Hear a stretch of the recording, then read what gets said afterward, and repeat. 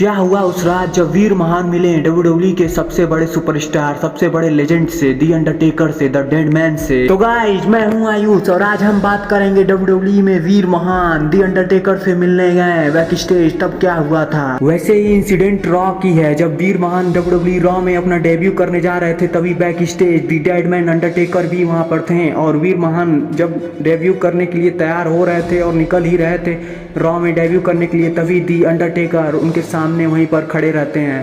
वीर महान ने खुद ये अपने पॉडकास्ट में बताया था कि उनके सामने दी अंडरटेकर को देख के थोड़ा सा अचंभित हो गए और थोड़ा सा चौंक भी गए। वीर महान ने बताया कि वो अंडरटेकर को देख के थोड़ा सा अचंभित और हैरान हो गए। फिर उसके बाद से उनके सामने गए और वहाँ पे खड़े हो गए। तब फिर अंडरटेकर उनसे ये बोले, आर यू रेडी वीर, यानी कि तुम तैयार हो वीर।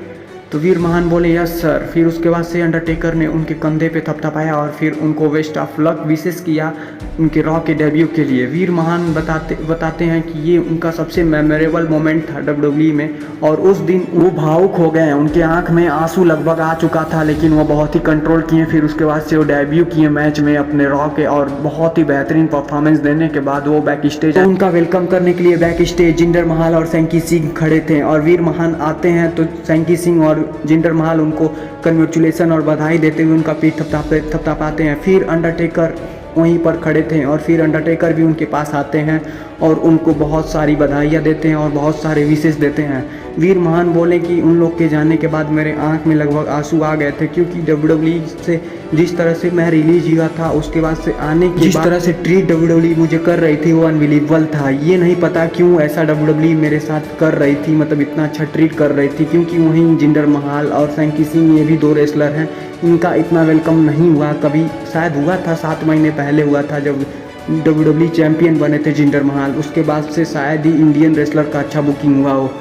वीर महान ये भी बताते हैं कि इंडियन रेसलर का डब्ल्यूडब्ल्यूई में शायद बहुत ही कम ही बुकिंग अच्छा होता है, उनकी फिजिक्स से अनुसार उनका बुकिंग होता है।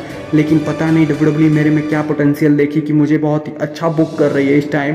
और डब्ल्यूडब्ल्यूई ये भी उनसे बोल चुकी है कि आप नेक्स्ट चैंपियन भी बनेंगे डब्ल्यूडब्ल्यूई। वीर महान ये भी कहते हैं कि बैक स्टेज ये भी बातें चल रही थी कि मुझे डब्ल्यूडब्ल्यूई चैंपियन बना दिया जाएगा कुछ दिनों बाद, या मतलब कुछ महीनों बाद।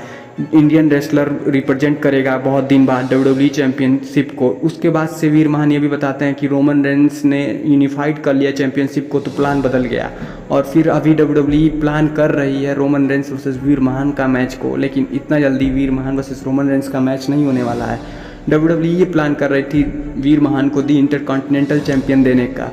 उसके बाद से वीर महान ये बताते हैं कि इतना प्राउड मोमेंट जब दी अंडरटेकर से वो मिले तो उनकी आंख में आंसू तो लगभग आ ही चुके थे। उसके बाद से वीर महान ये बताते हैं कि दी अंडरटेकर को जैसा वो सोचते थे वैसा थोड़ा भी अंडरटेकर वैसा नहीं है।